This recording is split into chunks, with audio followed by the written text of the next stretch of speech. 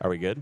We're good. We're good? Okay, we got the thumbs up. Hello, everybody. Thank you for coming out. My name is Conception. Let's just do quick intros real quick. I'm Spruce. Conception. I'm Brian Otto. I'm Greta. And we are all on the GDQ Games Committee, which we also have a new name, which we'll be talking about here in a second. But we're here to talk to you about the submission and the whole programming process of GDQ events. I think there's a lot of people who are kind of curious, not only what makes good submissions, what we look for when we make a schedule or a games list, but what it is that goes into it beyond that as well. Once we make the games list, once we make the schedule, what it is that we do, what it is that we look for. So we wanted to use this as an opportunity to kind of expand that a little bit. Yeah.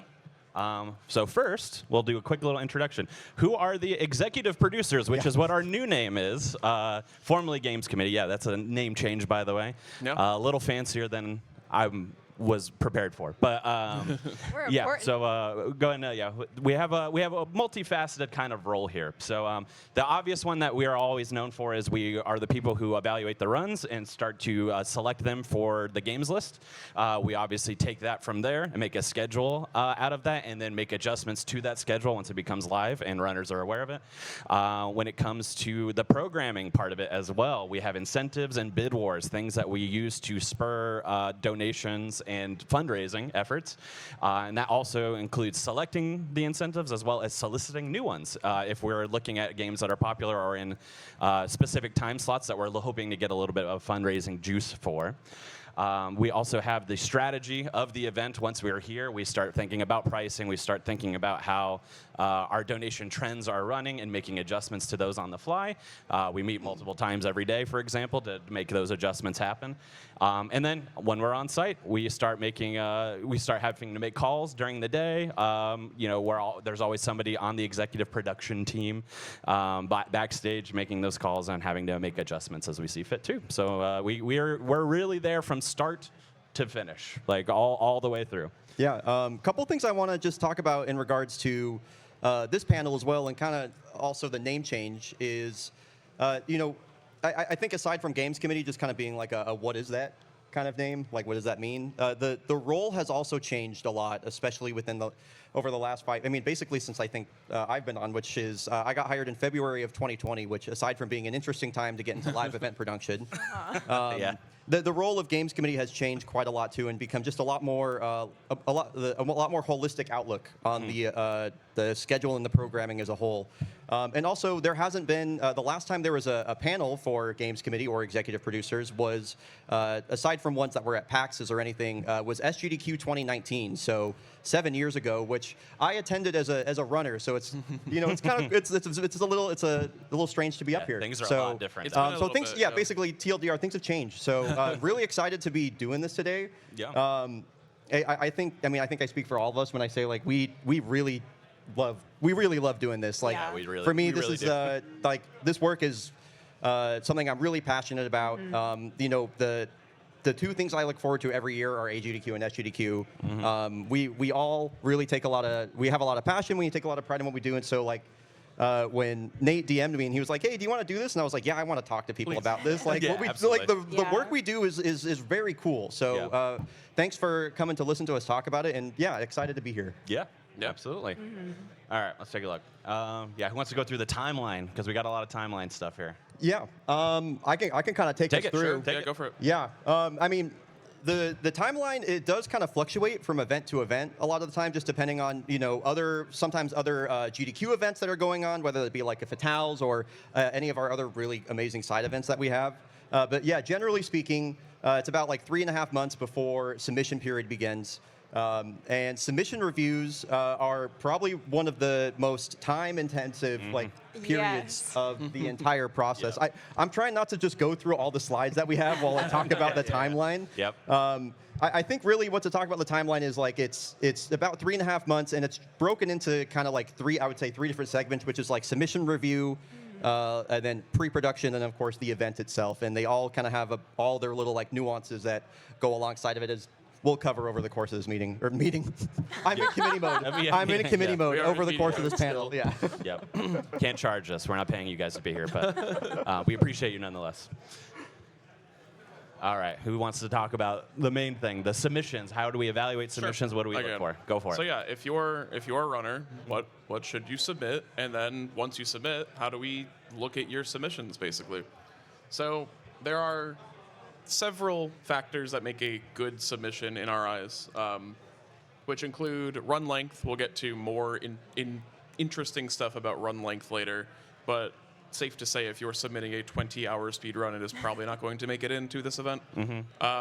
Having category options is really useful. So if you're submitting any percent, 100%, new game plus, whatever, it gives us more options based on how long the run is.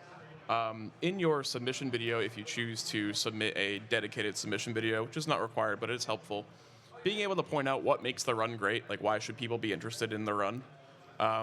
Follow up with commentary, just doing commentary in your submission video.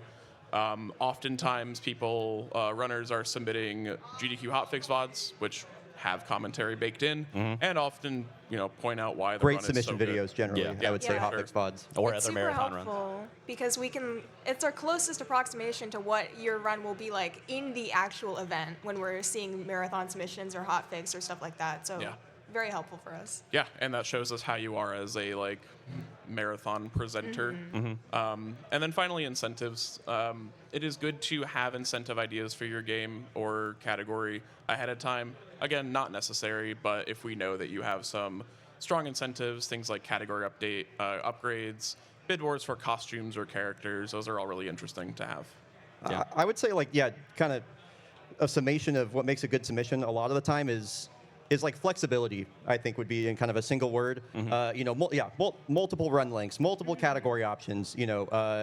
If we have more ways and places that we can eventually put it on the schedule, that only helps. Yeah. Yeah. Yeah, I'd also say showing us that you care about your submission is For really sure. good. We want people, the passion that you have comes through to the audience, and that really resonates with people. So showing us that you care and you're putting in a good effort to really make the best submission that you possibly can, it goes a long way. Yeah. Yep. And you do not need to tell on yourself in your video, by the way. If you're like, oh, this part's so boring. Yeah, or, I hate this run, Yeah. actually. Oh, I hate this trick. Oh, I hate this fight. We oh, this have is so got boring. submissions before where people say I hate this game or something like that. And I'm Yeah. just like, why don't Why stop should it? we- Do why not should tell we on take it yourself. then? I hate this, but I hope you like it. Yeah. Also, Argic, I'm seeing Argic for the first time. It's so good to see you, dude. Hey, Hi. buddy. Yeah. Okay. Yes. I'll take this one. So there are a lot. One thing that I think has changed a lot for the better, like Brian was talking about a little bit before, is that we put a lot more emphasis on things that are just beyond the typical speedrun when it comes to making the schedule. Things like showcases. Rhythm game showcases, other unique presentations, and I think that's really cool. I think it's one thing that we've done that's really varied the content and made it really interesting, and also helped capture outside audiences that are just beyond just I like speedruns. There is other people who are interested in video games or adjacent content that we are able to use in the programming slots for. But I think there's a little bit of not so much of what people know what it is that we look for, because I think a lot of people will take some shots at things based off of what they've seen before, what we put on stage before, and not really understood why it is that we took that thing versus other things. So when we have things that are unique and special like this, they tend to occupy what we call prime time slots, which are things that are placed firmly in the day, in that 5 to 8, 9 p.m. kind of range that we anticipate will make a lot of money for donations. And with that in mind, we want it to be a run that can, make donations, right? We want it to have something that will interest people and that people can donate towards. I do want to piggyback off that and say it's not solely donation No, value. of course not, yeah. There are definitely showcases that we take and put them there with the intention of them just being really, really cool. And if we're for whatever reason, we're not 100% confident in what fundraising will be like during the run, we will surround it with things that Yes. do kind of fill that role. So Yeah, that's a great clarification. Yeah, that's not only what we're looking for, but it certainly helps your case for sure. Yeah. Rhythm games especially, because we are getting more and more of those, which is really exciting to see.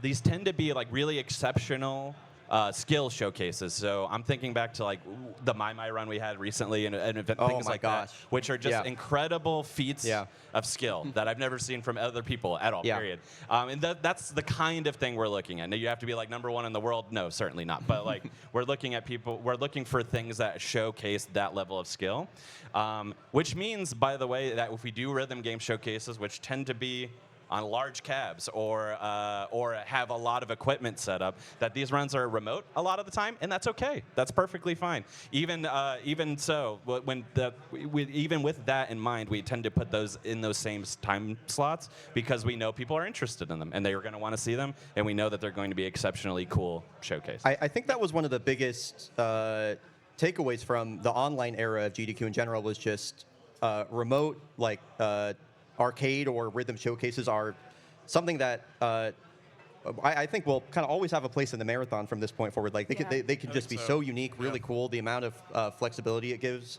talent and runners. I'm just gonna for simplicity, I'm just going to call them runners, if they're doing a showcase.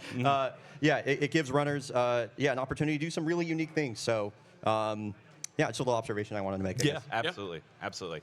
And then there are there are things outside of that as well, which we kind of just broadly characterize as showcases, things that could be kind of anything. They do not have to be speedruns. In fact, they often aren't, I would say, at this point. They could be things like tournament finals. For example, we have the NES Tetris finals as a part of this schedule that I'm very excited to see towards the end of the week. Yeah. Or we've done things in the past like the Evil Zone tournament finals and things like that as well. Not speedrun content, but video game content. Doesn't even need to be video games. This person right here threw together an incredible community clash event a few events back that was really, really interesting, and there was not a game on screen, period. It was just about the people and celebrating what it is that we all love to do and love to talk about. And they can also just be like really open and creative endeavors. Again, not so locked into like I have to be speedrunning a game using a timer specifically like that. They could be really creative endeavors that utilize gaming in different ways. And the example I always point to is from a few events back when we had the Crazy Taxi demonstration. Arguably the greatest. Might be one of the top Yeah. things we've ever done. And it's just really, really exceptionally cool. Involved video games, but like things like that, being able to take something that we have in our programming somewhat normally and just kind of expounding on that and making it really special and engaging is something we look for with a showcase like this. Yeah, I mean, we definitely try and push what is possible logistically.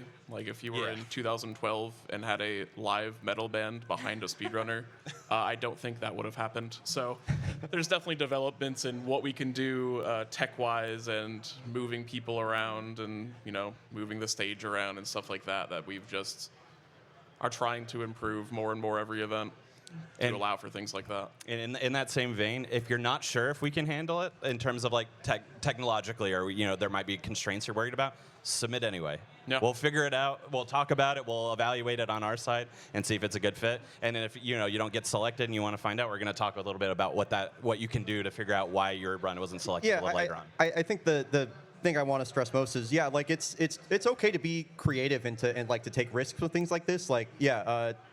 Just give yourself a chance and give us a chance to get our eyes on it too. Mm-hmm. If you have an idea, you should pursue it, I think. And and also if you want to get feedback about it or want to kind of like maybe know what would work or what wouldn't, you can email committee. If you were walking around here at the event, I have people come up to me and ask me about stuff like all the time. Yeah. And I think that's cool. I think the Tetris tournament finals is a great example. There was a lot of correspondence before the submission just for about like, hey, what would this look like? Like, what is tech capable and stuff like that? And and there's a lot of time between events. So there's a lot of time to figure out things like that. So and the tournament finals is that again we accepted it and then we kind of figured out what we're doing and putting it together and everything. So it's okay to take chances. Yeah. Yeah, and we want to help you be able to do what you want to do, and we want cool stuff too. So we are happy to work with you and figure something out together and figure out what will work for us and for our broadcast. Yeah. 100% benefits us all. Oh, okay. So I guess we're getting into the Actual we're getting into the meat run of the review process. The run review process. Yeah. I have to say, aside from working the event itself,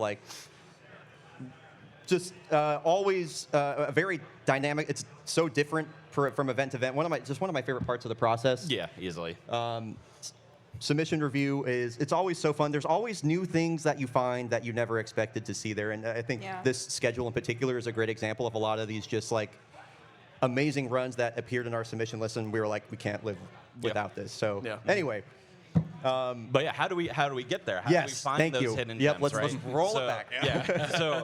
So I think for some people kind of understand what it is, or have worked in other marathons or things like that, and have a sense. But I think there are some people out there who think that the group of us just watch every single run that comes through from start to finish. We don't have that time. We can't do that. We're gonna get into some data earlier. You're gonna see just how many hours we have submitted. A little bit. So it's not possible. What we tend to do on the GDQ side of things is we have what we call subcommittees. Basically, they're broken out by genre of game, and we evaluate there are people who have interests or focuses based off their own experiences, based off their own games that they're interested in, or that run themselves, for example, that they can then sign up for, and then we evaluate all of the runs in a subcommittee basis, and then come together as a group once all of those subcommittees have met and made their selections to then form the games list around that thing. Examples of subcommittees would be like FPS.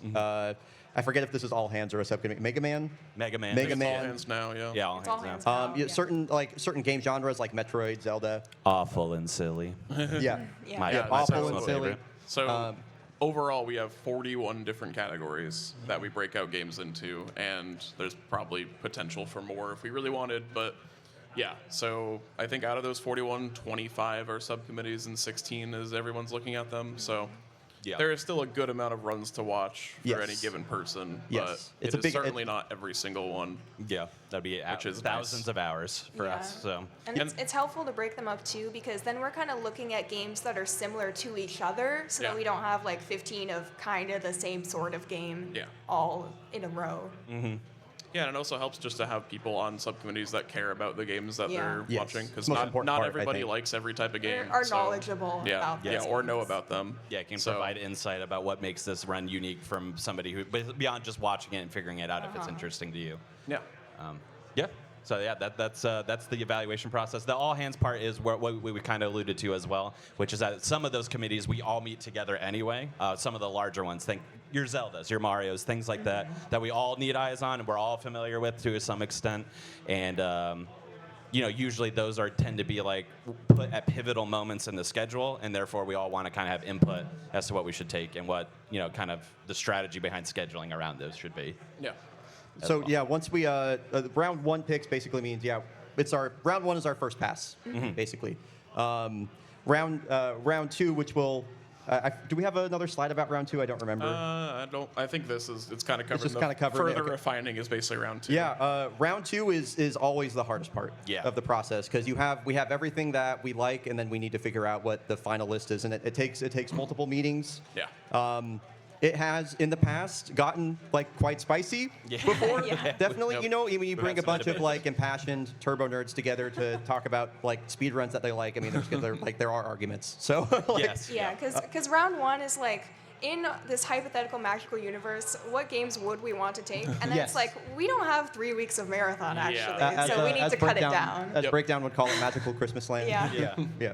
Exactly. Yeah, basically we have an allotment based on we have a week minus things for setup times, and interstitials takes their time, so we get around 125 hours or so of just speedrun estimates, and typically round one is about 230 hours, so 100 hours of speedruns need to be gone between then, which is 100 hours of speedruns we all really cared about. Everybody really likes. We were all super pumped about, so it becomes really difficult. And we've had to kind of over the years, like the way that we handle round one has changed, because we've gotten into round two before with like 200 something, like 250 odd hours of games, and getting that down. I mean, having to cut that in half was it just agonizing. What's the term, trying to get like blood from a stone or something like that? I forget what it is, but my gosh. And it's always the final. I mean, and regardless of the size of round one, it's those final 15, 20 hours that you're trying to find that are always like the hardest part of the process. And when you really have to start making like tough decisions about like, okay, what do I really want in this event right now? Yeah. So yeah, we usually, I would say usually we have a couple, we usually have 2 meetings for Yeah. round 2. Yeah. At least, And yeah. the second meeting is like the final 10 hours, and it's as long as the first one. Yeah. Yeah. Generally speaking. Right. So you definitely have your like come to Jesus moments in between meeting 1 and meeting 2 about like the stuff that you're really serious Yeah. about. Yeah. Yeah, and then the last point on this slide is a more interesting point. So selecting games based on the rest of the games list, we can easily fill 150 hours on RPGs. There's events that do that.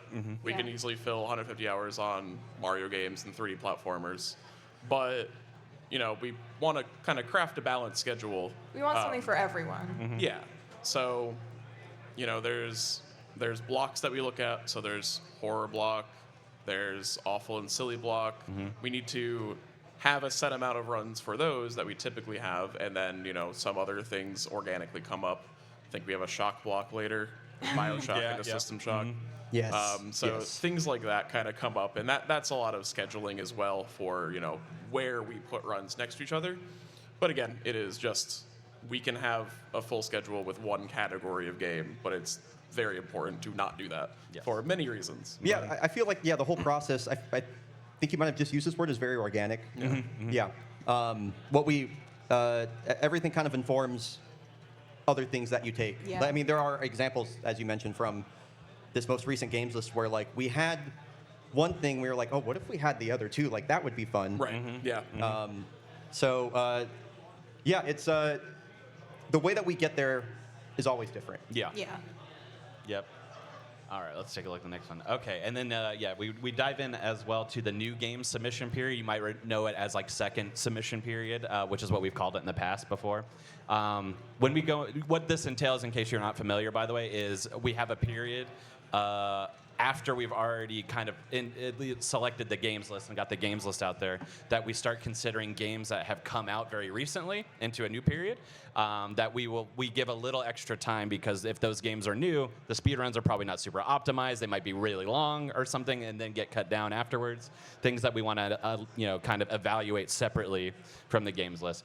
That being said, we are all pretty aware of like the video game release space, and we're all very pretty aware of the industry, so we tend to have an idea as to what we're looking for in this period, or runs that we know will work, even if it's games that have come out but might not be speedrun marathon optimized, for example. There are pros and cons to this new game submission period. I think one of the most difficult aspects of it is the way that it affects the for one, a bit of the schedule building process, which we'll get to, but also the round 2 specifically. Yeah. We have time reserved for stuff that technically has not been submitted yet. Yep. We might have been like, we might know through being in communities that it's going to. Yeah. Sometimes we don't always know. So ultimately, it comes from a desire, obviously, to take popular games that are like relevant. I think a great example was when we had Astrobot in the event, and then it ended up winning Game of the Year at the Game Awards.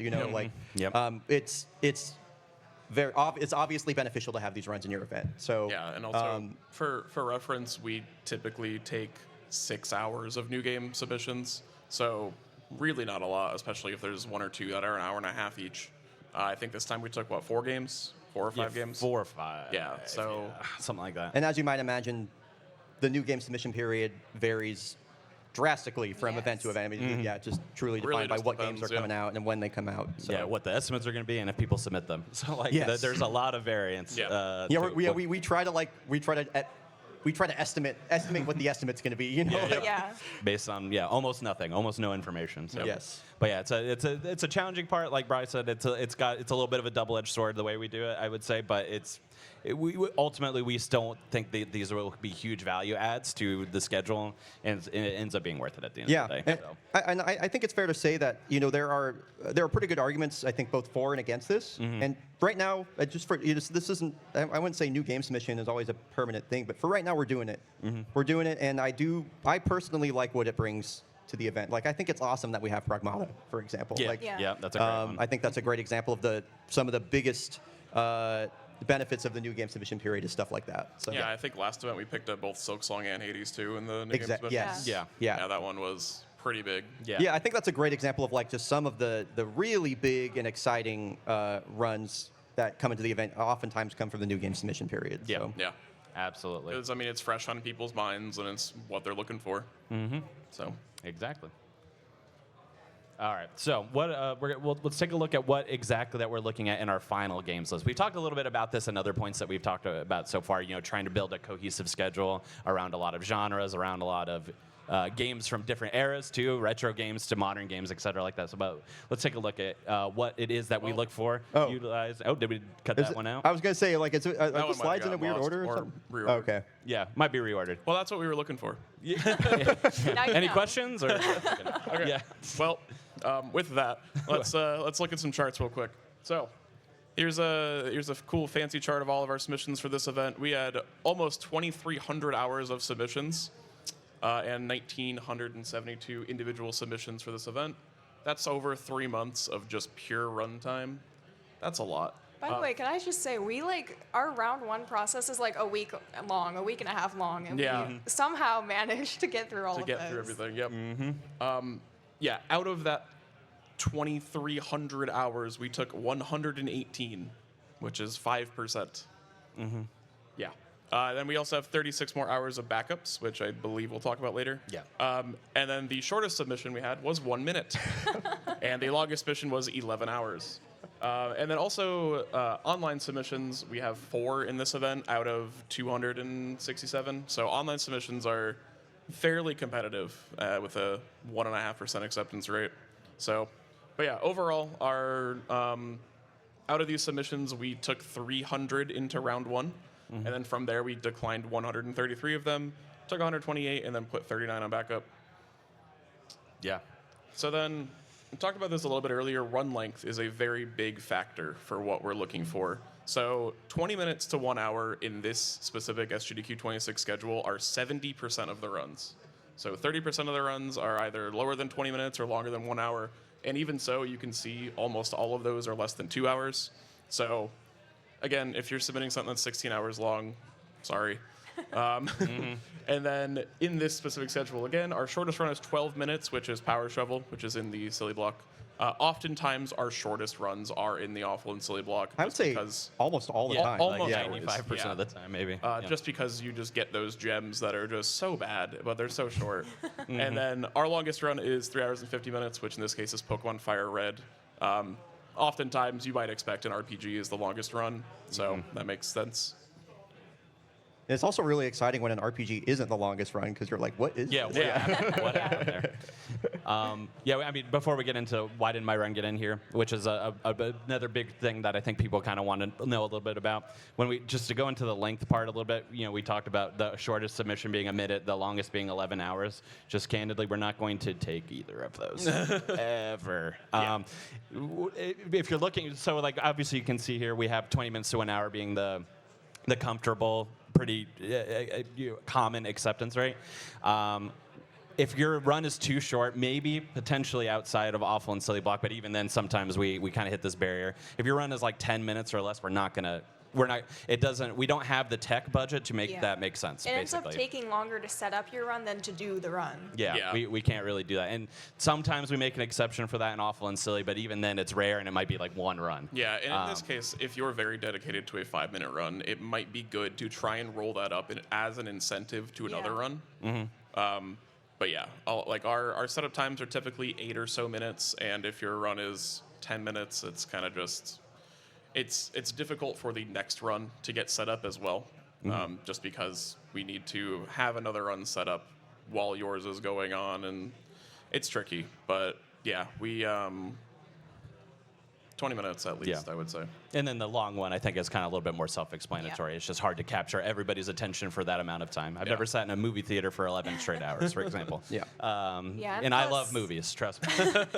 I think in regards to short runs too, if things ever changed for whatever reason, when we did have kind of like the tech budget to make that, I think that would be it's not like a for sure thing that this is always going to be this way, Right. but given the current state of affairs, I think like it's tough because some of my favorite runs are like under 3 minutes. You know what I mean? Like it's not that me we don't too. want them. I think is what I want to say. Yeah. Yeah, And if you're not sure, like we said, the golden rule, submit it anyway. We'll Yep. figure it out I can from think there. of plenty of ideas. I mean, I'm not going to list them all, but I can think of like 2 or 3 different ways off the top of my head of like how would I submit a game that was like under 5 or 10 minutes. You know, like Yeah. there are avenues. Yeah. Yeah. Yeah, and I'll say for long runs, the thing about it is that like the longer a run is, the less other runs we can have. So Yeah. if you're a 3-hour long run, we could have had 3 separate hour-long runs. Right. So it ends up being we have to scrutinize those a little harder because it means less total runs. Yeah, it goes back into the balance. Yeah.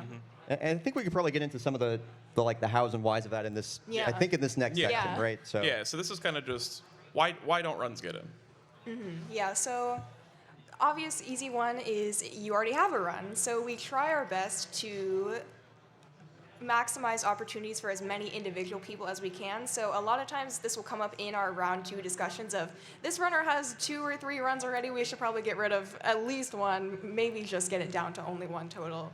Just so we can have more unique runners, showcase more people, and give everyone more opportunities.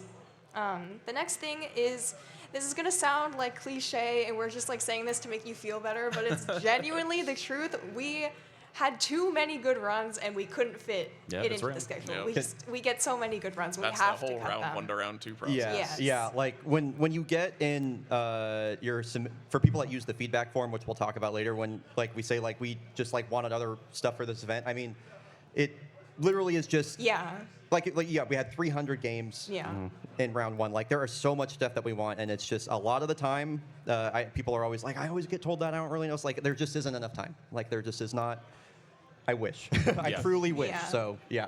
Yeah, so that's an instance. Just submit again, and you know we've had people submit the same run for like 8 years, and then it gets in. Yes. Eventually, we can potentially find the time if we really want it. When we say we encourage you to keep submitting like that, Yes. I know that's kind of a Please. canned response in the submission feedback, but like it's true. We mean it. We Yeah. mean it. We mean it. Yep. Yes, and then the next point we have is about recency. So if we've seen the game or the category super recently, we try to keep things fresh. We don't want to just show the same stuff over and over.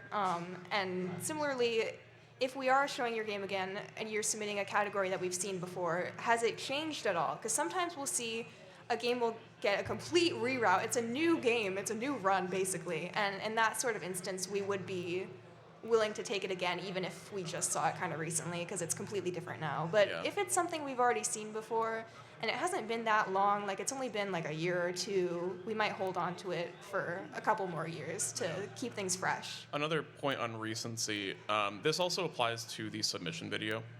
We've Yes. had some cases where the submission video is, if I see a submission video and it's pre-COVID, that's Yes. You're a Like- different person now. Yes. We all are, by the the way. world was a whole ass Yeah. place then. Like yeah. our typical cutoff for what we see is too old is I go roughly 2 or 3 years. If it's older than that, then it's like, like I don't know like how much the run has changed. When was the last time you played the game? Yeah. So you don't need to make a new submission video for every single event, but it might be time to make a new one if you've been using the same one since like 2022 or something. Yeah, I would say like if I see a submission video, there are exceptions. Excuse me, there are exceptions to a lot of these rules. Yeah. Yeah, but for sure. when it comes to recency, yeah, if a submission video is like 4 years old, then I'm like side eyeing it. Yeah. Anything older Yeah. than that, I'm like, it was like you should make a new one. Yeah. Yeah. Like if only to show that like, hey, I'm interested in this. Show and us this you're wasn't still just active. something that I just kind of like, oh, I guess I'll submit to that. Yeah. You know, so. Also say too, sometimes we get submissions of GDQ VOD submissions of your run that you already massive did, GDQ and that's made it. you. Huge no. That's Do not you telling submit us- past GDQ VODs. That's you telling us that nothing has For changed mainline, I mean. significantly. Yeah. Yeah. To be So- clear, we're talking about mainline. Yes. Yeah, Yes. hotfix is great. Do not Yes. use your SGDQ run to submit to SGDQ once again. Yeah. Don't do that. Because Yeah. ultimately, what that tells us, despite what the submission text may say, is like the video. It's not that literally it's a different. run that we have literally had also by you, and like nothing has changed. Yeah. Yeah. For what we're given, this is what applies. Yes. Yeah. Yes. That's a great way to sum it up. Yep. And then lack of commentary. This is not a deal breaker, but especially for games that we as committee maybe don't know about, having commentary for you to explain to us why this is a run we should take and what's going on is very helpful. And it also, again, shows us kind of how you'd be presenting it when you're doing the marathon. So not having any commentary it's not a deal breaker, but it can kind of move the needle, I would say. For sure. I think we've talked a lot about having stock in like the value of the runs themselves, but there is a lot of value that comes to you as a runner, as a Yes. presenter of your content as well.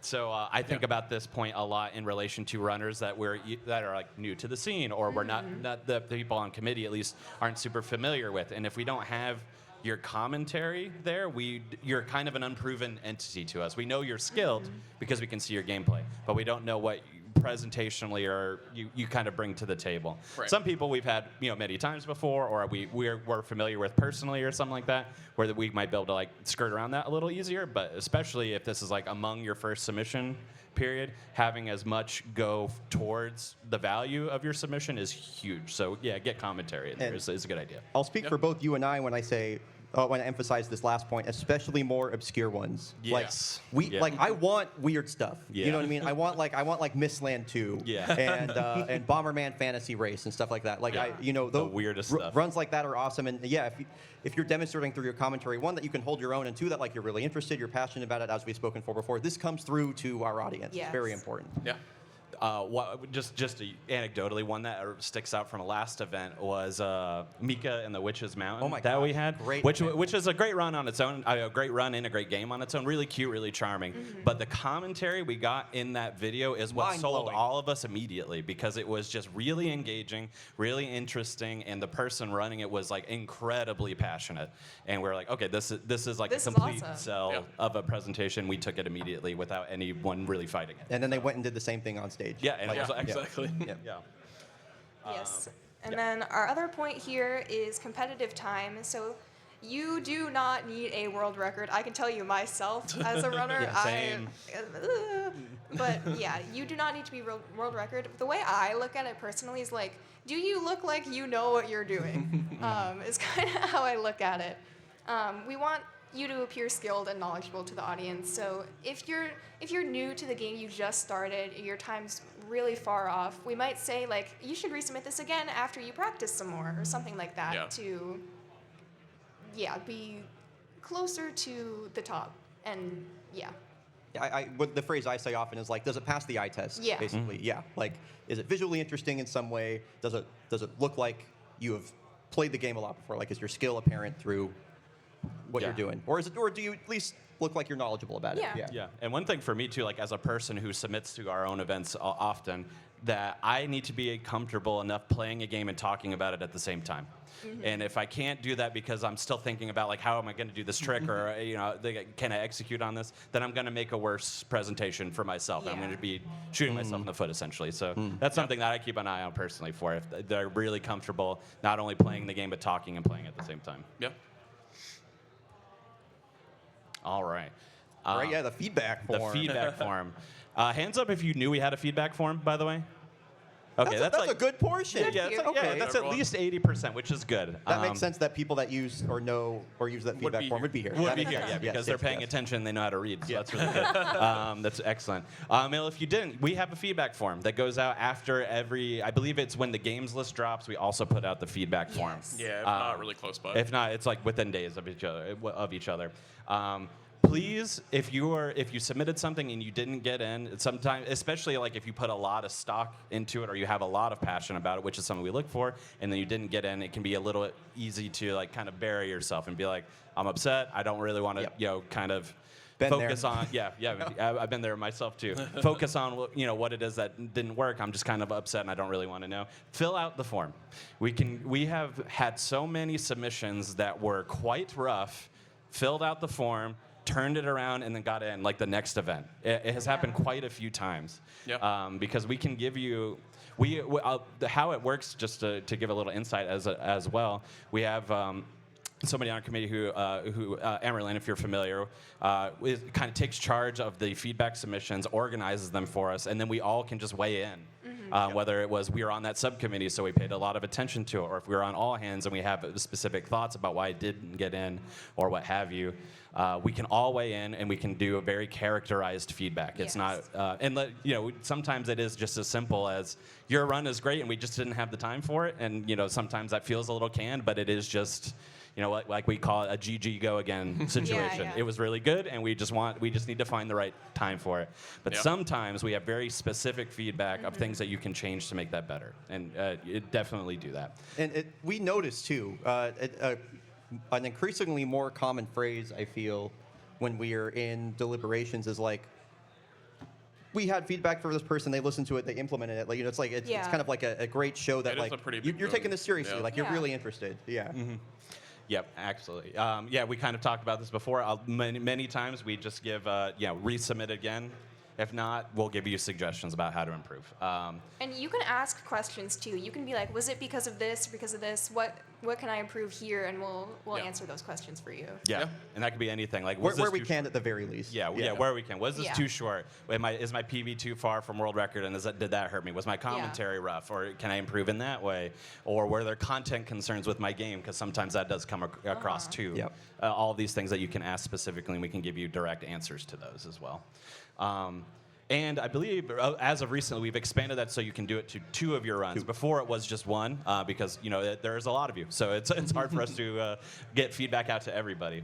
Yeah, and I think this event we had 100 between 160 and 200. Yeah, somewhere in that feedbacks. range. And that seemed, without looking it up, that feels like the average amount. Yeah, I would say maybe 180. So, yeah, I can't remember if this is on a slide coming up as well, but just. If your run got in, you don't have to submit a feedback form. You did it. Congratulations. Yes. Like, we loved it, and That you does got it in. Sometimes people are like, oh, I just want to know, like, how can I improve it? I was like, you don't. You did it. Homie, It you was took, good you enough. took your run. Yeah. Like, Yeah. you're You good. did it. You don't have to do that. Yep. So all it's going to be, we'll probably won't answer that one, and the answer to that question perpetually is, you did a great job. We're proud of you. yeah. The schedule. All right. Yeah, Yes. I know you're quite passionate. Yes. Yeah. The making of the schedule. This is easily, I mentioned, submissions being really fun, but this is as far as this whole pre-production part of the process goes, like, schedule is my 1-1. What I really enjoy about building a schedule is, like, this is the part where you start to be able to, like, mentally visualize the event, and that everything starts to come together, because you have all these pieces and they're scattered all over the place, and now you start to actually, like, we start to build the parts of the schedule like at this event where we go, what was it? Oh my gosh. It's BioShock Infinite, and then System Shock. Shock. and then no, sorry, it's BioShock Infinite. Oh, sorry. There's an FPS and then a PS2 FPS crossover, and then Gordon and Dexter. and then a Yeah. PS2 Right, game, and yeah. I keep Yeah. getting the order mixed up in my head, which is funny. But anyway, it's when you start to get it's when you get to start, like, being creative and doing fun things with the schedule. So Yeah. I will say also alongside this is scheduling has changed a ton. Like, I remember when I first got hired, it was, aside from looking at, like, availabilities of people online, is like, it was kind of thing where it was like, just like slap it in there. You know what I mean? It was like super vibes based. A lot of things. There's still intention happening, but as things have changed, we have more needs elsewhere in the company as well. We have to account for things like the new game submission period and everything like that.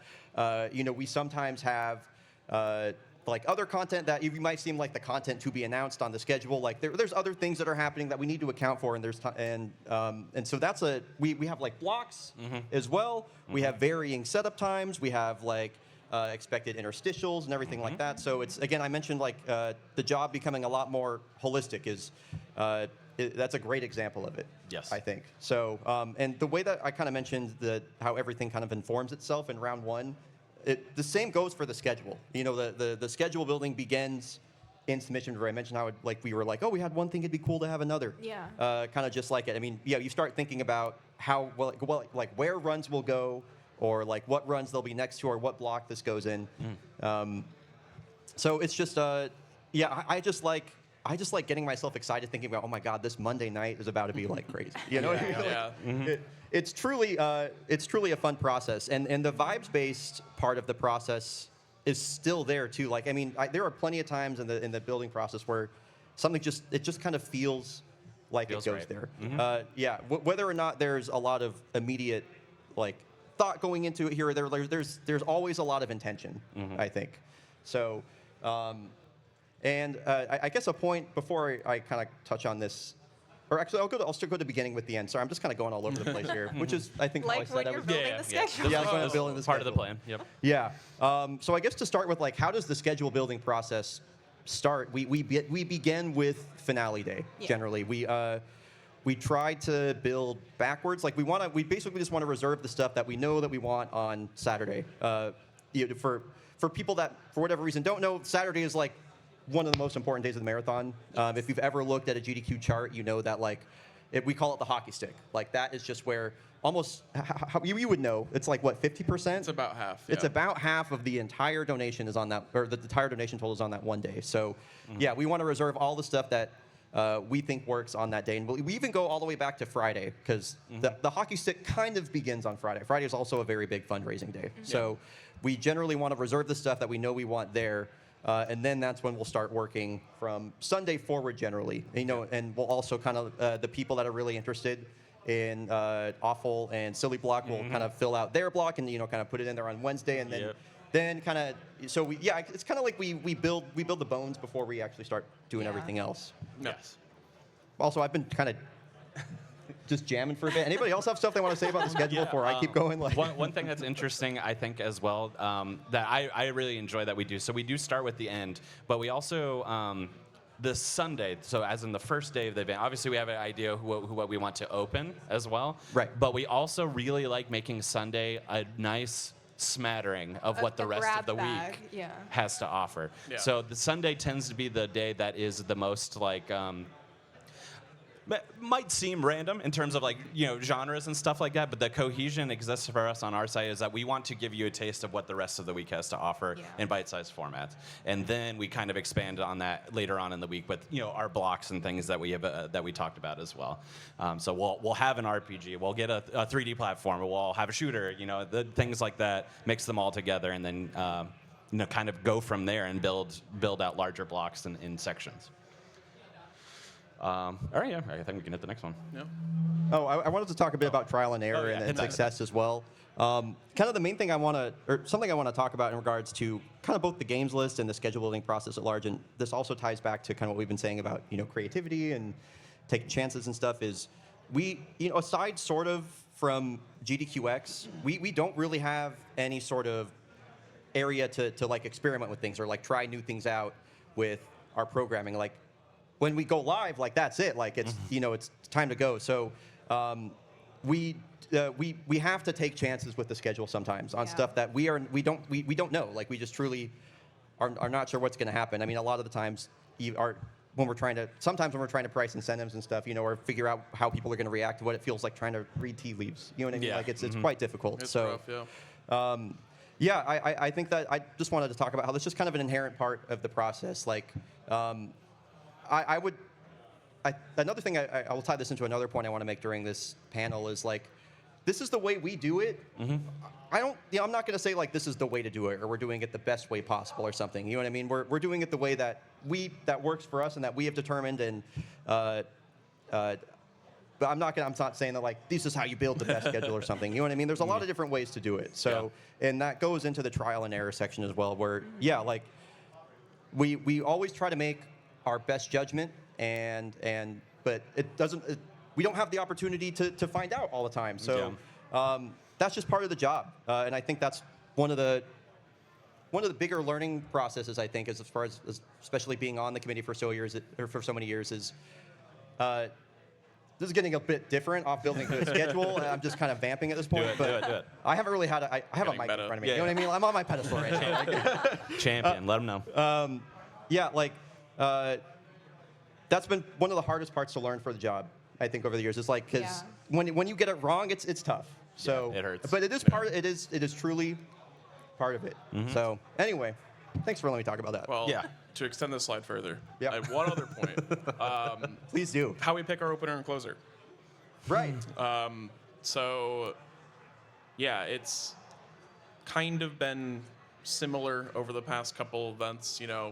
We want a longer run for the closer. If our finale is 10 minutes long, it's kind of underwhelming. Womp womp. So this event, we actually have a fairly short closer compared to previous ones. So it's about an hour and a half. A big thing for us is a typically a well-known game or series. So we have Expedition 33. A lot of people know and like that game. A very, very big thing is having relevant incentives. Yeah. Especially at the end of the Yes. run, it is very good to have something, to push for to keep our donation total going up and to get that, big payoff at the end. The big crescendo event. Yeah. It's also really nice to have a mid-run incentive just to kind of keep that going.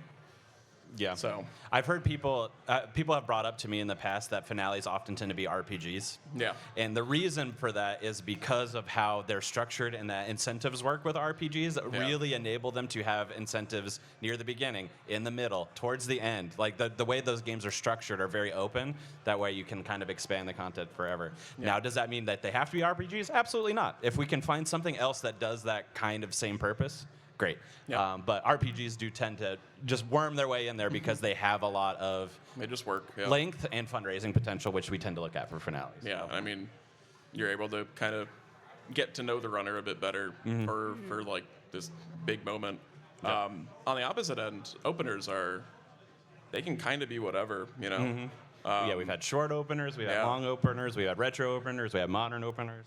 Yeah. I mean, Opener's always fun. Yeah. Opener, yeah. Yeah, we're not as concerned about incentives, so our opener this event did not have an incentive. And it was excellent still. Yeah, Incredible for run. Sure. You Yeah. don't need to have an incentive to be a great run, but yeah, they're not necessarily short, but they're not 4 hours long.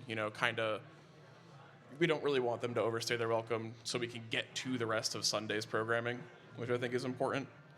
Yeah. Yeah, and we consider the runner themselves as well as important for these slots because as much as we love you to death, sometimes we have runners, that are like really chill, and they're just like, I'm gonna talk really quiet couldn't and be an monotone. opener. It's gonna be really chill. And there's space for that in our marathons. Absolutely. Yeah. Yeah. But yeah, for these spots, having a known quantity is really helpful. Knowing that you're gonna really perform strongly and be excited and be hype is really important because that is what we're starting and ending the marathon on. We want the vibes to be high. Yeah, Yeah, for sure. sets and completes the tone of the event, basically. Yes. Yeah. So, all right, now we can do the next slide. Okay. So we have backups, which, if you're familiar with the process, we select a lot of runs on our backup list, in case we get ahead of schedule or things, or we have people drop or things of that nature. But you may be a little less familiar because this is something a bit on the newer side within the last few years about the checkpoint, which is an addition that is in our schedule every day.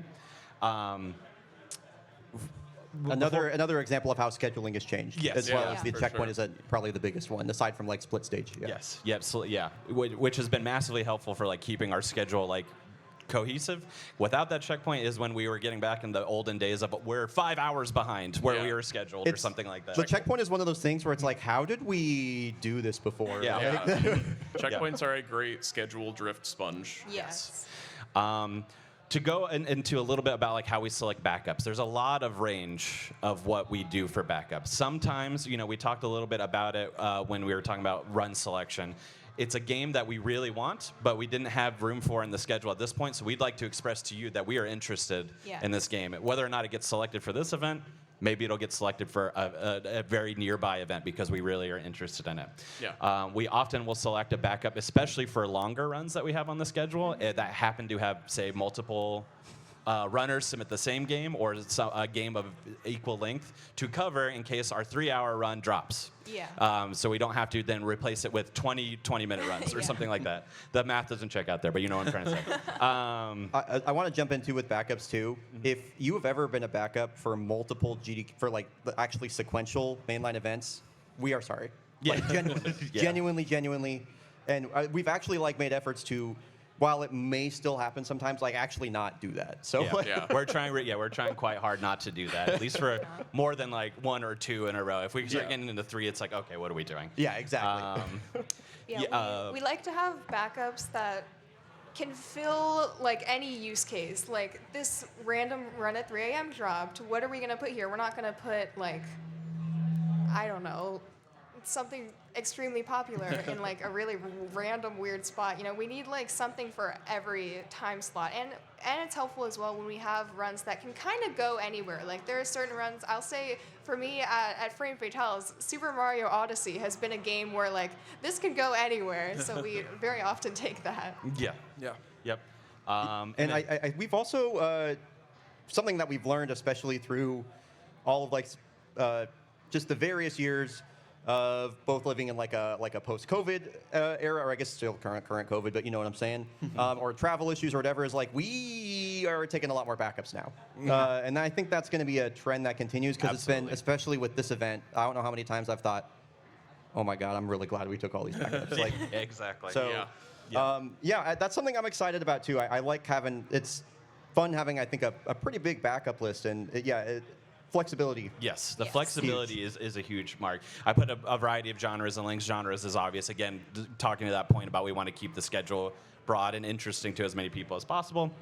Lengths is huge as well. We have runs of, while we're mostly in that 20-minute to an hour mark, as we saw in the data, we have runs spanning, 15 minutes to 4 hours. So we need a lot of variety to be able to fill those slots in case things start, dropping or people get sick and things of that nature. Yeah.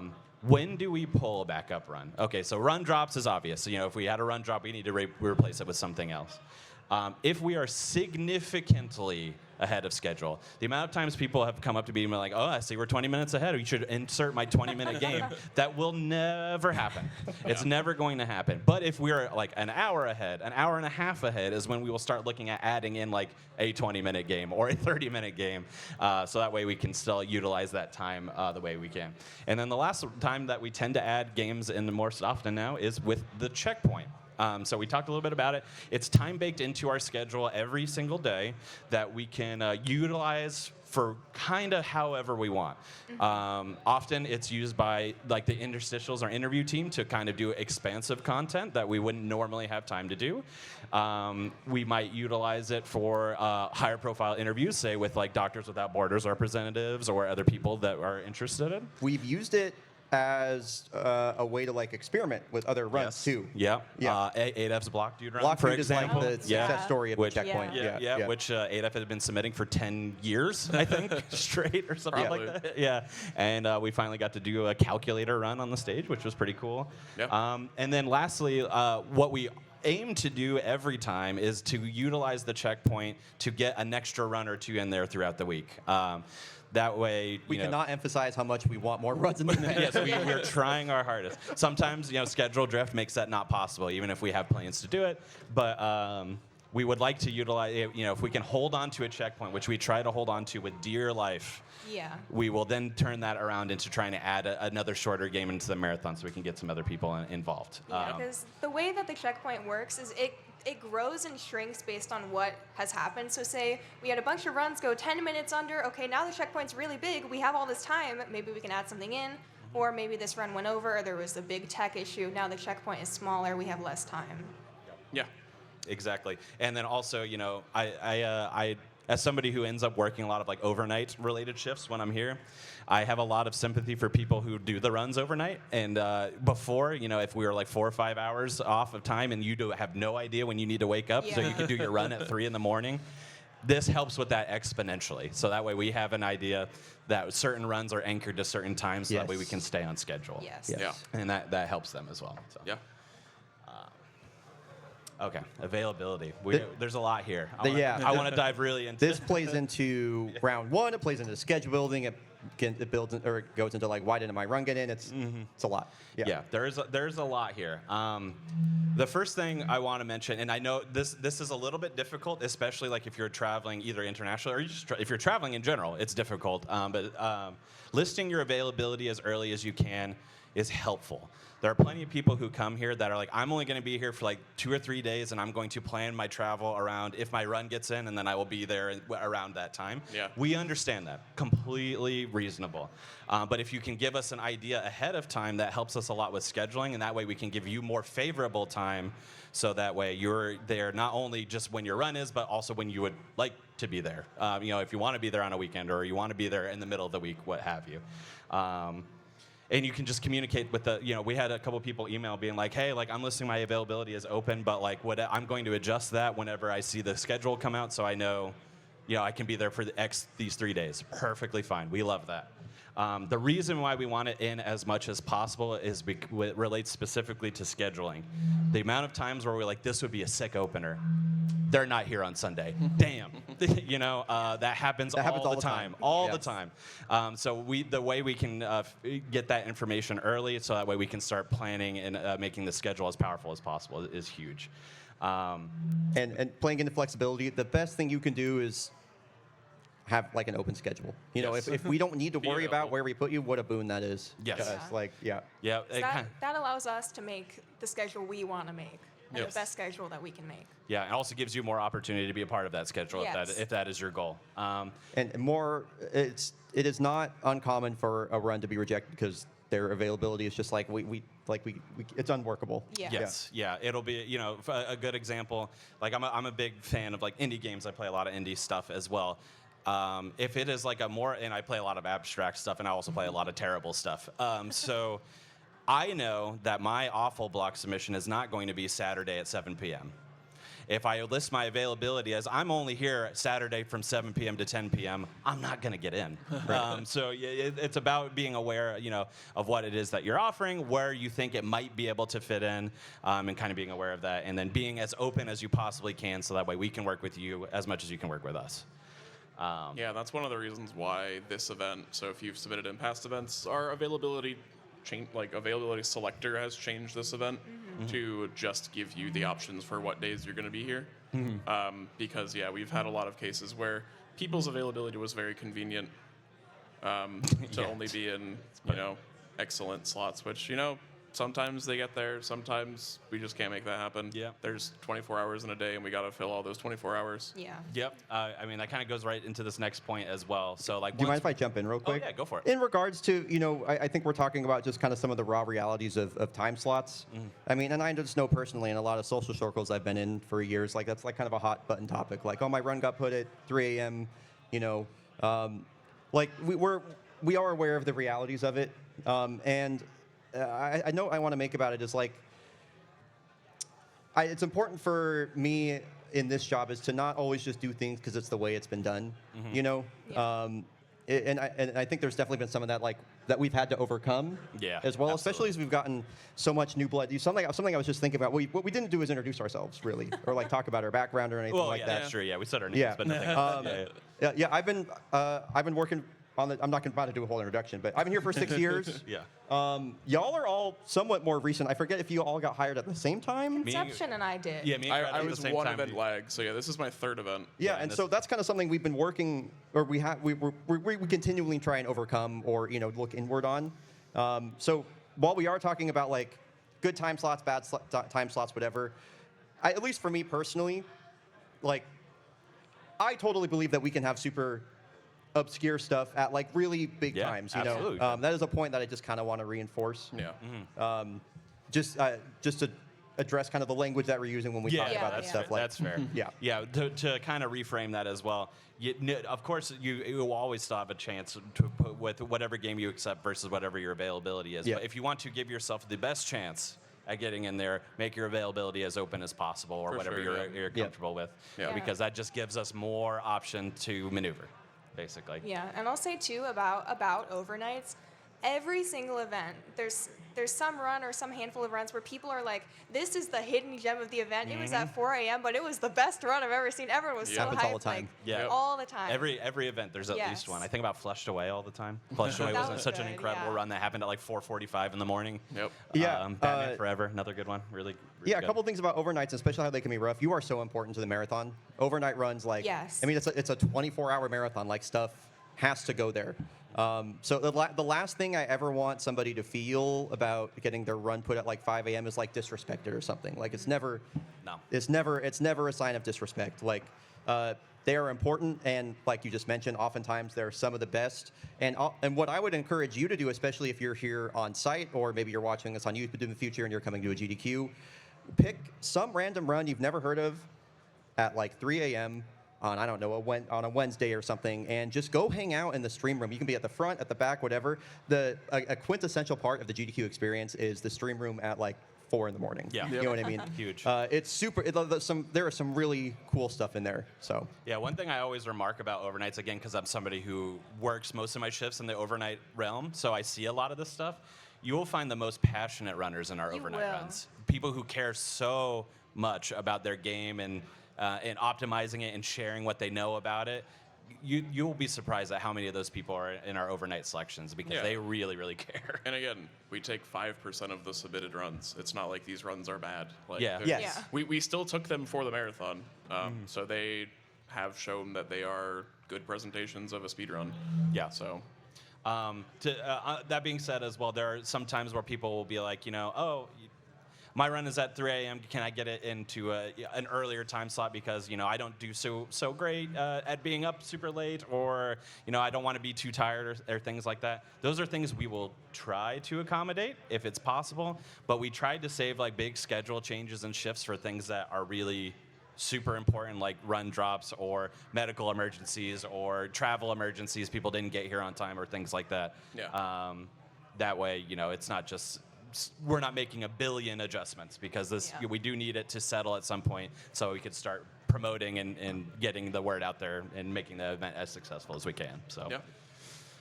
I'm down. Do we have any? Yeah, I'm down to move on. yeah. Yeah. Yep. All right. Yeah, the schedule is made and we're done and everyone is just happy and everything works out the way it's supposed to all the time. No, it doesn't. Extremely loud and incorrect buzzer, please. Yeah, no, it does not. So we put the schedule out. Runners are able to see what their time slots are and make requests as needed, which we just kind of talked about. Yep. When we do swaps, it is very important that we contact both runners, and both runners have to agree. We cannot just arbitrarily make a swap that we think is better and we're just going to piss Surprise. off the other person. We're not trying to make anybody angry with these choices. We want it to be completely agreeable on all fronts. And copacetic as possible. And if you're a runner for this event, you will know that for the first time ever, we actually sent out the schedule basically early with like, hey, if you have an issue, let us know before this day because that's when the schedule is going to come out, basically. Yeah. And so, and we, I would say like, given that was experimental, I thought that was pretty It worked pretty out big great. success. Yeah, It was that way great. we were able to make adjustments before things went public, and then that way, when we release it to the public, it's not like some people will start making calendars. They'll start importing schedules into other places so that way they can utilize it for their own watch needs when the event comes around, and then they don't have to make a billion adjustments on their end because we made a billion adjustments on ours. So that's a huge thing. Yeah, it used to be a thing where it would be like the schedule would come out, and then it was like, well, now we got to change 10 things. Everything, It's yeah. one of those things too where it's like, dude, I can't believe, how did we do this before? Yeah. It's kind of like the checkpoint. I don't know. Yeah. So much nicer now. It is, yeah. It's a lot more convenient. When withdrawals, which do happen, people get in, then extenuating circumstances mean they can't travel or what have you. We will just obviously that's why we take a bunch of backups so that way we can start replacing them as well. In very specific circumstances, we'll offer what we call rain checks to runners. That is not like, oh, I got in and I had to withdraw, so. Can I get in next time? It doesn't work No. that way. This is like when we've had significant either health concerns, somebody had to, they were here, but they got really sick and then couldn't do their run, or other extenuating, unpredictable circumstances that make it so that we can offer them a rain check for the next couple events. As you might imagine, it's extremely case by case. Very, very Yes. case by case, and also very rare. We do not offer them a lot, very rarely. Also, when it comes to incentives, because a lot of times people's runs get in or the schedule gets made, and then they start to add some incentives, or we start reaching out to runners and being like, hey, we noticed this gap in the schedule doesn't have a good incentive. We would like to fill it in with something so we can keep fundraising going. That will also shift the schedule slightly because incentives tend to add time. Not always, of course, but they will add time to the schedule, which means there will be micro adjustments. But if we do that across 100 different runs, the shifts can become significant. So those are often what we end up doing to change the schedule, especially now with our new process. And I think, is our next slide about incentives? I forget. Yes. incentives. Yes. Yeah. Yeah, we've been talking about like incentives this entire time. Let me check in. Did anybody want to take this? I forget if I'm. I can take it. Go for it. Sure, Yeah, go yeah. for it. Yeah, so speaking of incentives, I think we're all aware, but just to explain what even is an incentive, as the name implies, it incentivizes donations to come in. It'll make something happen. It'll change something about the event, whether that be we add a bonus run to a run, or we change the name of a character, or things like that. Something happens when incentives are met, and that gets people to donate, because if you donate, something happens, something changes. You have a reason to donate. It's doing something. You can see it happen. And our incentive types are targets, bid wars, and milestones. Targets are the majority of incentives. They're just, here's this incentive. We need to raise this amount of money, and then we'll do it. So that's the majority of our incentives. And we have bid wars, of course, things like naming. Save or kill the animals is like the most famous one ever. They pit options against each other, and that can be really fun. Sometimes bid wars will get very heated, and they'll be flipping back and forth between what's winning. My own run yesterday experienced that with Edelgard and Dimitri. Yep. They're a lot of fun, and you get to give input. You make something happen. The naming especially, like, you decide. So those are a lot of fun. And our milestones, those are cumulative total for the event.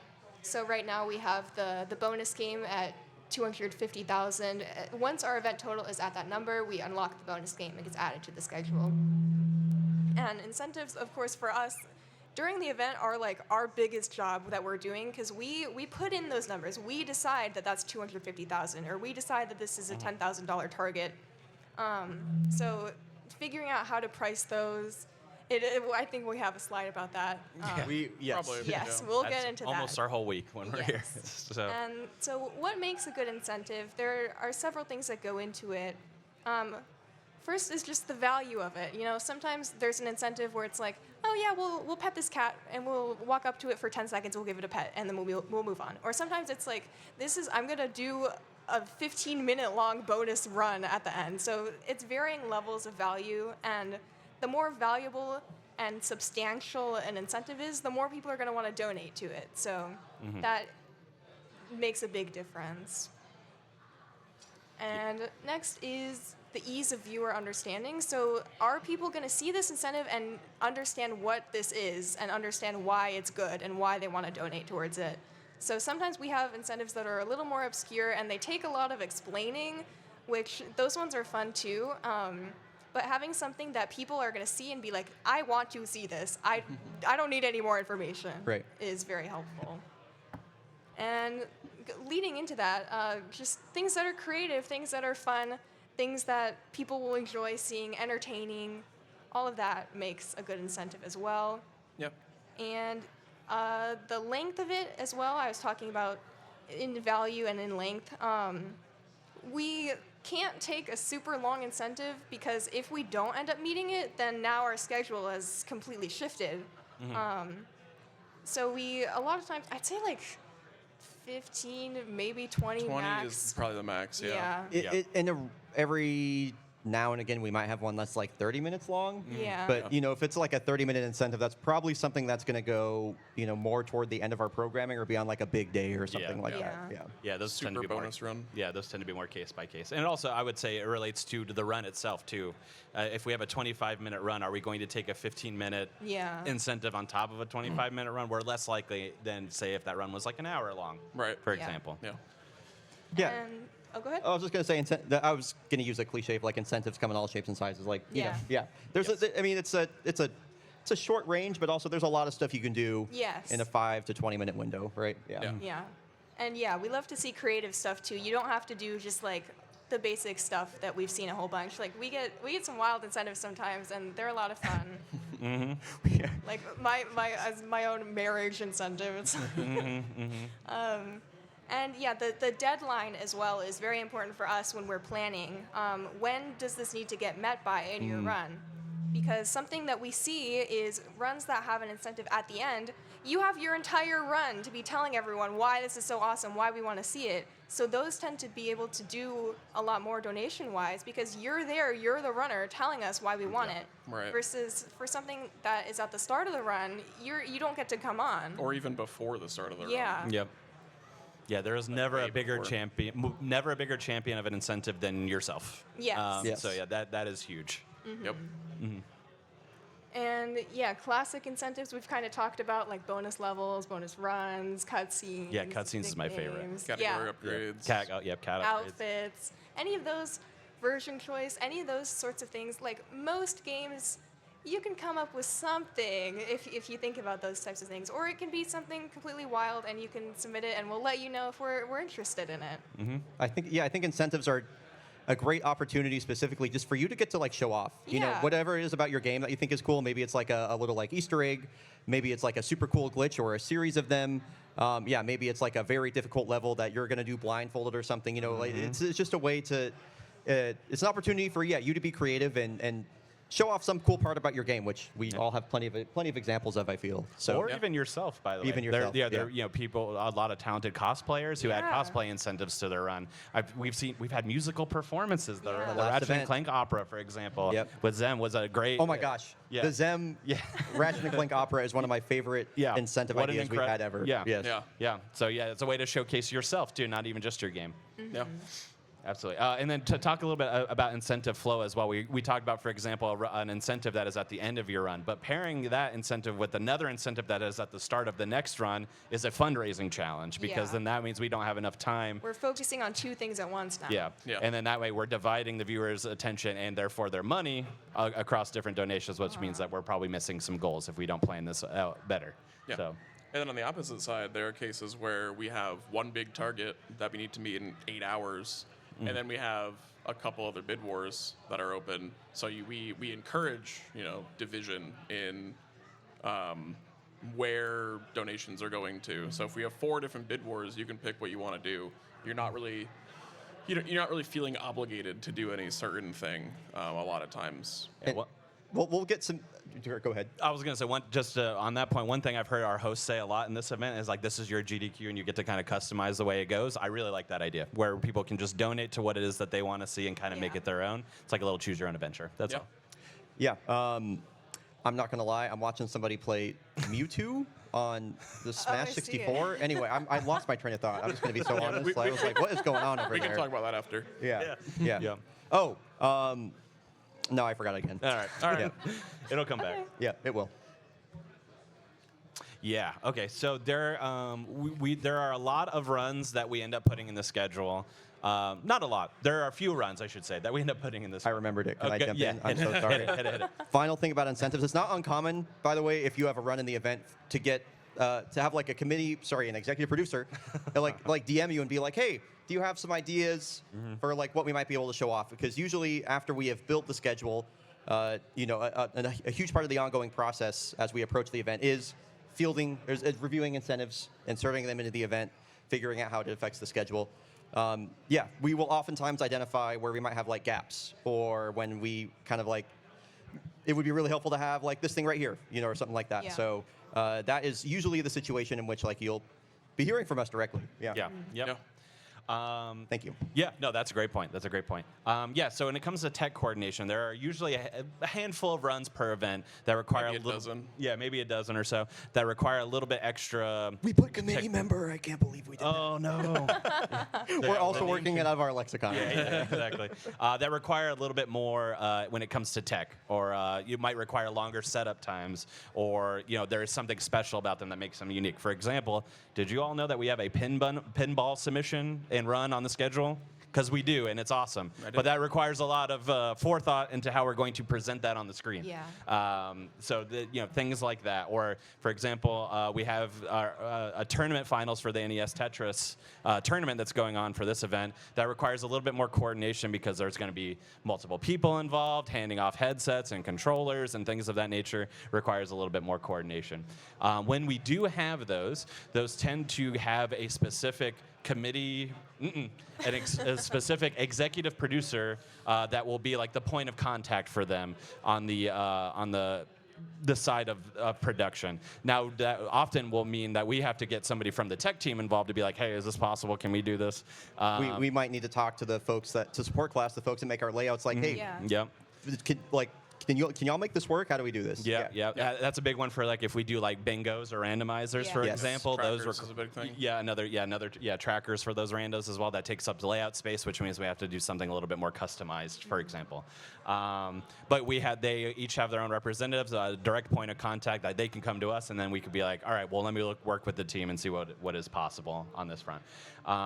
And then like we said as well, we have a pinball submission. We sometimes have unique things like playing on phones or iPads or machines that we're not used to, or consoles we're not used to, that we have to make sure that are captured effectively and properly, which requires a little bit of forethought and planning. So we organize that well in advance. They even have their own little private sections within the Discord, so that way we can talk to them, not within a larger, general window. That we can have a specific conversation about this run and what goes into it. Yeah.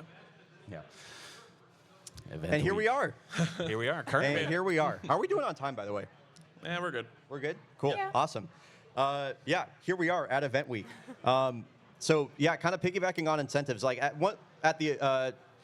all the stuff that we just talked about happens in between the schedule releasing and us getting here, basically. Like it's ongoing work that happens, and then we arrive. So event starts, and we generally speaking, we meet a couple times a day in order to just kind of strategize every single day. We have, if you're a runner, you might have seen like the public-facing incentive sheet or anything like that.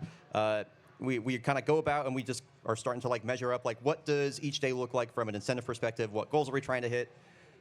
What's our donation pace currently? How is it comparing versus like previous trends? These are all things that we take into account during these meetings when we talk about incentives. So as the slide states, like they truly dominate the majority of our meetings that we have. We'll talk about other things, but a lot of the time it's going through pricing stuff, tracking how things are going. Do we need to maybe like lower this amount that we were looking at? Or like, oh wow, things are like kind of on fire right now, like positively. So we should maybe like, do you think we can get more here? Ultimately, with incentives and incentive pricing, like it is a balancing act of a lot of different factors. And at the end of the day, like the reason that we're here, the reason that I work for GDQ is we get to do really cool stuff for an amazing cause. And ultimately, I have a lot of love and passion for Doctors Without Borders. So when we're pricing incentives, it's like we want to maximize fundraising where we can. Yes. Ultimately, Yeah. and that also ties into how it is the hardest part of the job. It has been the biggest learning curve for me personally for any part of this. It's also one of the ways that I think things have changed a lot. Yeah. It's just so much. It's such a more involved process, and quite frankly, a lot more data-driven than it's ever been. Yeah. Which is pretty good, I think. Yeah. I like Swoosh has played a really big part in that. I feel, as have you. As have a lot of y'all. I think. Just side note about executive producers, the best part of us is that we're a team and we have a ton of different perspectives and viewpoints on things. Yeah. So anyway, So I guess a brief overview on incentive strategy. I've touched on that a bit, but we have different incentives. We'll do different things, and they'll be attached to different runs. And so I think a brief overview of an incentive strategy is, there are sometimes like we want to push. There are sometimes where we want to kind of like leave time for celebration. There are maybe we have like a really engaging bid war or something like that. Maybe that might inform where we put the run on the schedule. There are even sometimes we want to get other teams involved, like the prize team or the interstitials team, to like try to promote something a little bit more, or explain it a little bit more, or get it out there in front of people. Yeah. Things like that too. Yeah, ultimately, I feel like a brief overview on incentive strategies. We're trying to make the marathon like continually engaging from a fundraising perspective. We always want to have a target for people to, not like to feel good about when they're also donating to Doctors Without Borders or PCF or any of the other many organizations that we benefit in any of our events. So. We also talked a bit about, as far as incentive strategy goes, it really depends on like where the incentive is in the run, and that kind of informs how we price things. As far as kind of like how we price things goes, I've thought so much about I don't even know where to begin It's tough. on this. Yeah. What I would say is We're trying to raise as much money as we can, of course, but we also have to think about how do we price this fairly. So we're Yeah. looking at what time of day is it? Is everyone asleep right now? Is it really hype right now? Yeah. And also, we don't want people to feel like we're greedy and like we're trying to. We only care about the money because we also want people to enjoy the event, enjoy watching the event. We don't want everything to be like, this is a buzzer beater. We're not. Are we gonna hit it? Are we gonna like? We don't want to do that. So Yeah. it's definitely a balancing act of making sure it's reasonable and fair, but also we're still trying our best to make as much as we can for the charity and for the cause. Yeah, and you just gotta be realistic. You gotta be aware of outside factors. Like, Yeah. we could milestone the first incentive of the marathon at $1 million. It's not gonna get hit. So it's just a matter of every meeting we have is predicting the next 8 to 12 hours. Yeah. And it's tough. So Yep, and there's so many factors. There's pace factors. There's how we performed at other events, like we were talking about before. So much consideration goes into what we price. The things economy. as. Yeah, Like, the it's- economy. Yeah, If there are World Cup matches, for example, Yes. another thing that we're the considering and amount dealing of with a lot. time we've spent talking about the flippin' World Cup at our meetings, like Yeah.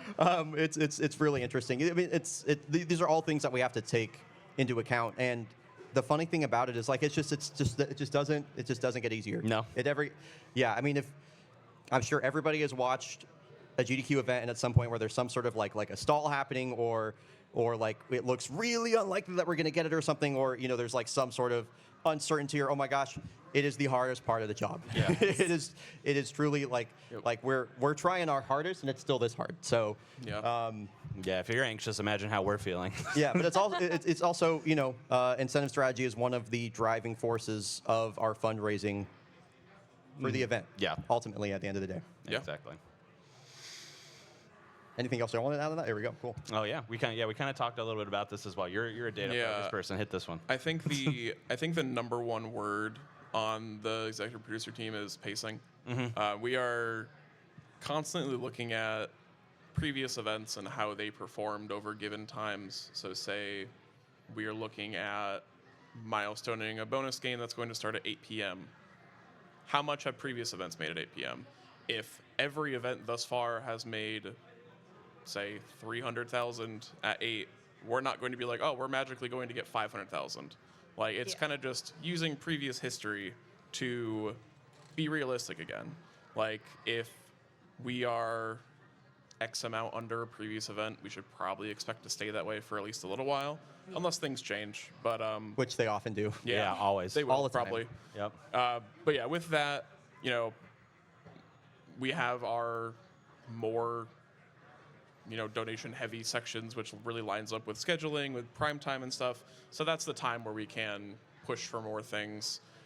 Sometimes if we're watching an incentive and it has 2 more minutes to be met and it needs to make another $85,000, we might just say, that sucks, that's unfortunate, but we'll let it go. We're not going to have the host screaming in your ear for the next 80 minutes about, we need $1 million, because that's not fun. People don't like that. Yeah, it's not fun for anybody. Yeah. And then, at our meetings, again, we kind of look at the previous day, where we went compared to previous events, and then see why that might have happened. Maybe there was a lack of incentives in a more lucrative time slot, or, now there was a World Cup game yesterday. People watched it.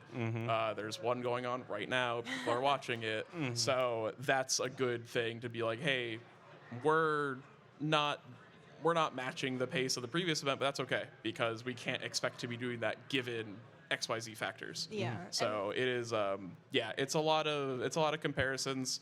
Of course, every time we want to do better than previous events, that's not always realistic. So yeah, we just we got to keep it real. Yeah. And Something else we look at too is like the schedules for each event are different. So sometimes we're looking at Wednesday and we're looking at, oh, we were so ahead on this event, and then it's like, oh, we had Pokemon that raised $50 kabillion and we don't have that this time. So like things will kind of shift based on what runs are where. Yeah, we were looking today, and around like 3 p.m. at GDQ 2026, someone had dropped a $40,000 donation. I remember That that moment too, yeah. vividly. I remember exactly where I was. We can't expect that at 3 p.m. every event. No. Yeah. That'd be nice. That'd be awesome. awesome. Yeah, if you have But- any friends, by the way, you could do that. Let us know. But that's not going to happen Yeah. every Monday at 3 p.m. Yeah. So we need to kind of. There's also a bit of normalization. A lot of the comparisons have been to the previous SGDQ, which is kind of difficult to compare against because we had the ambassadors last event. So when you're looking at how we're doing in terms of total donations versus SGDQ, that had a $40,000 starting point. head start Yeah, on us, yeah. basically. So it's a lot of just looking at numbers and Another thing we do take into account, I guess I can talk about briefly, is something that informs our overall like incentive strategy and donation trends too. Is things change event as far as like event sponsors and things like that. And I'm actually not going to get too much more into detail with that, but because I was like, actually, I don't know what all I should talk about. So, but that is a thing that that affects our strategy that changes from event to event, and especially when it comes to like kind of like what our expectations are for the full week. yeah. Absolutely. All right. Oh wow, that's it. we did it. Holy moly! We've made did it. it. We did it. Yeah. Go for it. Yeah. So we wanted to give this opportunity as well, for one, to say thank you for coming and checking this out. Yeah. Especially Thanks for since it hanging. was a panel a little bit on the longer side, so I appreciate you all sticking through it. We also realized as well that a good portion of why somebody might be here is because they're interested in getting involved or getting a run in or what have you. So we wanted to give you the opportunity to ask questions directly to executive producers who might be able to answer them specifically. I don't think we don't have a mic or anything, but if you shout them out, I'll recite them into If the you just microphone wanna, for like- you. Oh, There might be one. Oh, we might have Look one. around for a mic and talk into it. If the mic is under your seat, you have the first question. Use You this get a time to mic. think of your question. Yeah. yeah. I guess while we're getting the mic situation figured out, another thing I'll say too is, especially as far as like the event week goes, there's a lot more that goes on that goes on as well. This is a great like overview of what we do. It's definitely not all encompassing, I would say. Not even close. So- That would take 4 more hours. Yeah. Yes, Yeah. definitely. Especially when it comes At to least. event week. There's a million things we can say about event week that are all okay. So, if folks have any questions, right over there Yeah. on I guess your right side of the room. Oop. Oh. Not on yet. Holding. Holding. Hello. There it Hello. is. Hi. Simple question, but it might have a difficult answer. So GDQ has traditionally always been Sunday to Saturday, Yes. right? Finale bleeds a little bit into Sunday, obviously, because it goes overnight. Has it ever been considered to go Sunday to Sunday? Yes. We unironically So many talk times. I about would that. love yes. to go Sunday to the next Saturday. Yeah. Yeah. No. I mean, there are especially when we're in the middle of round 2 or something like that. We'll be like, oh man, if only we can add another day to the event or something. And there are times when we're like, can we actually like we do talk about that sometimes. Yes. Like, I guess what I would say about it is it is something that is considered. Yeah. Yeah. Yeah. Okay. Certainly not out of the question. There are obviously a lot of factors, staffing and things like that, but I would love that. I And think those are that'd be frankly awesome. decisions that are made, kind of above our heads Yeah. as well. Yeah. So Yeah. Yeah. But Yeah, my guess was like, okay, you got to move equipment. You probably got contracts. There's probably definitely something with the hotel too. Yeah. that's Hotel protecting that. space, staffing. But There's a if- lot goes into it. If Hotel you doesn't want- actually know we're here. Don't tell them. If you want to be really pedantic, technically you guys go from like the middle of Sunday to like the end of Saturday, right? So there's like 12 hours Yeah, to like right, short right, of right. a full week. Yeah. I was just curious, but Yeah. if it's been considered, then Yeah, cool. it's always Hope always one day considered. It happens because That'd be awesome. Yeah, you and me both. I would love for that to happen. We'll see. It is certainly not out of the question. Yeah. But Yeah, no. Yeah, that's not our decision to make, unfortunately. Yeah. Yeah, awesome. Thank you. yeah, something I will just say just piggybacking off of that is, me personally, I'm always interested in innovating and trying new things, and I personally hope GDQ, we as a company, continue to again do things, try things out, do things differently. Yeah. So, anyway, Absolutely. hello. hello. Hello. Dizzy Bum. Hey. Hi. How you doing? Hello. Nice to see you. This is my actually first in-person GDQ. Welcome. After watching Nice. it for like how many billions of years you guys have been online. Hell yeah. Welcome. Glad you can join us. Thank you. So I actually had two quick questions. So as a non-streamer, what would my chances be compared to a regular streamer to? Doesn't matter. Doesn't matter. Doesn't matter. Doesn't at all. matter. Mm-mm. Yeah, And I then- mean, yeah. if we got a submission from like summoning salt or something, we're gonna be like, holy cow, summoning salt submitted, right? But Yeah. like for like literally any other scenario, it does. Yeah, you don't need to have followers to get into the event for Yeah. sure. Yeah, that's Absolutely. cool. That helps. Yeah, Thanks. as long as you're able to produce a submission video. Yeah. Yeah. We will still need a video, yeah, but it doesn't have to be a live streamed one. Yeah. Yeah. But yeah. Very cool, very cool. What was my other quick question? So, what about if you if you play a game, but do you have to supply like the cart, the console? Can it be emulated? Like, what are the rules Yeah, regarding that? that's a great question. It has a varying answer. The game is always yes. You have to provide the game. We do have a selection of consoles that are backstage. We don't have every console, especially we don't have a lot of the modern consoles. Yeah. I but think we what have we like have NES, is SNES, GameCube, N64. pretty much up to the Wii era. Yeah, roughly. yeah. But And then you would still need your own controller as well yeah. for those. But yeah, if you're running on a CDI, we don't just have those, which would be cool. But Yeah, that would be awesome. Yeah. PCs are obviously, we have that covered as well. So yeah, you don't need to bring you lug your own rig or anything like that. You So. should Yeah. bring your own peripherals though, like mouse Own keyboard. peripherals, yeah, especially if they matter to you. yeah, mouse Yeah. keyboard very Yeah, important. exactly. We- Controllers. We do have the capture software we have. So sometimes people ask like, do I need to bring my capture card? No, you don't. No. Yeah. Gotcha. Exception Yeah. would be like if you're running like a DS, A DS game. or a 3DS. Yeah, maybe. yeah. that's right. true.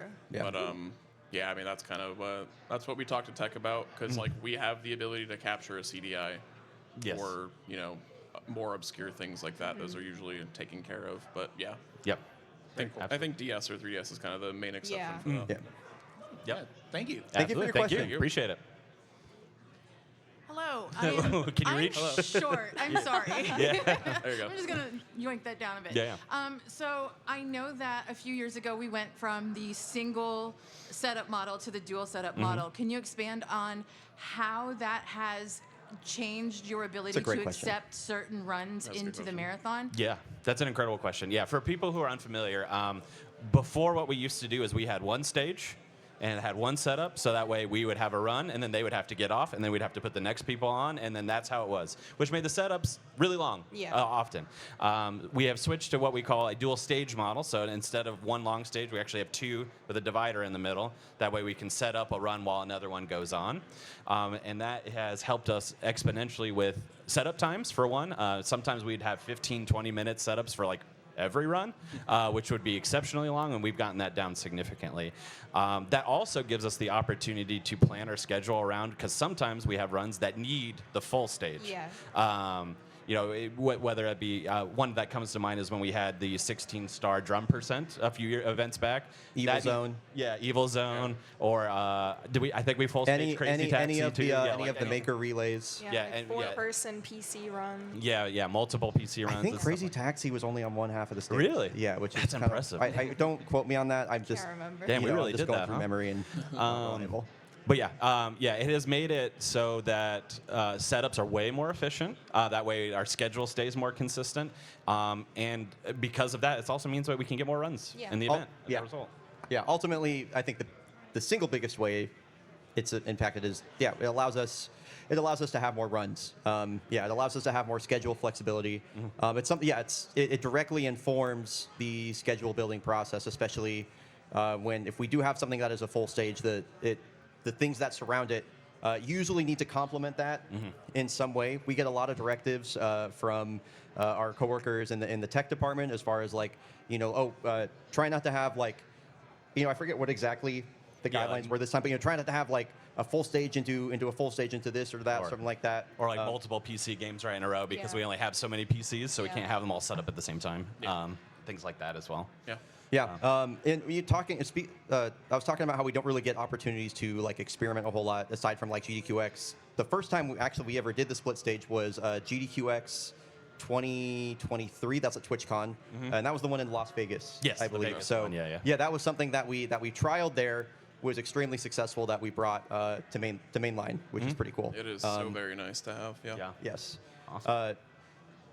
Is there more you're wondering? I feel like we're leaving something out, but Yeah, I guess I was just kind of asking if there's like, does it make you put things that are more maybe like technologically like intensive in certain spots? Like Yes. maybe you have like a Yes. longer run while you have like the other like long setup run like being set up. That is the Yeah. exact thing we That's have done exactly before. it. Yep. Yeah. That's it has benefited the games list building process by allowing us to Yeah. take a bit more chances on technically tough things. So Yeah. I just got the 5-minute sign. Yep. So Yeah. Yeah. yeah. Absolutely. Thank you so much for your question. We definitely left out talking a lot about split stage, so I'm really glad Yeah. that you asked that. So Yeah. thank you. Absolutely. Yeah, great question. Hey, how's it going? All right. So yeah, I guess so. There was some discussion about kind of length of run and everything. So I'm kind of wondering, like, so what is kind of the longest run that you feel you would reasonably accept? Reasonably accept is interesting. Yeah, Yeah. reasonably acceptable. We've taken stuff as long as I remember seeing like 8-hour Yeah, runs we've on the had an schedule. 8-hour before. I reasonably accept. I feel like 2 hours is kind of a nice, for me Yeah. personally, dividing point. Like, even when things are closer to 2 hours, like it can be more challenging on where to put them. But reasonably accept like. We have runs that are 4 hours long. Yeah. Yeah. But I would say you're much more likely to see a 2-hour run in the event than a 4-hour one. Yeah. So Yeah, it is. Your depending on how you want to define reasonably accept, I would define it as 2. But Yeah, 2.5 hours. If it's longer than that, it Has a very uphill definitely battle. has. Yeah, it has a shot. It's weird. there's got to be other stuff going on with It's it. going to be more heavily scrutinized. Yeah, you'll notice like the longer runs we have are like Pokemon or like Elden Ring, like Yeah. things that Final we know Fantasies. people really want to see and that we know are going to be strong points Yeah. on our schedule. It is definitely an unfortunate reality for Yeah. those who run like lesser known Yeah. long games, but that is a reality. So And for all those lesser known long games, I really hope we're able to get those in at some point in the future. Yeah. Yeah. Yeah. Another good point, by the way, for those people who run really long games, if you find ways to do like shorter categories of those things, That is that is a very feedback good. point you will get Bridge often. categories. Yes. And if that is actioned, we will often consider that. So, Yeah. yeah. yeah. Yeah. Thank you for your question. Yeah. What's up, Argig? All right. Oh, we gotta go. All right, Okay. I think we're going to get here. We'll Yeah, talk with you. We gotta go? We're running low on time. I mean, I can spend a couple minutes here answering Yeah. questions Yeah. with people in Yeah. person If as you have well. questions for sure. us, come up and talk to us. But Yeah. thank you all so much for being here. Thank you. Yeah, Really thank you all for appreciate it. coming. Appreciate it. Like I mentioned, I loved having an excuse to talk about the really amazing work that we do for like a couple hours. So Yeah. Yeah. thanks for being interested. Thanks for taking your time. Nate, thanks for having the idea to put this together. Yeah, my sure, pleasure. yeah. My pleasure. Yeah, and then a couple of us will stick around. And a couple of us have to run off to shifts too. So Final words from you, Greta Swoosh? Yeah, Just thank you. This has been Yeah. a lot of fun. Yeah. yeah, great. Nothing further from me. Thank you all for being here. Yeah, Thanks, y'all. Sounds good. Thank you, everybody.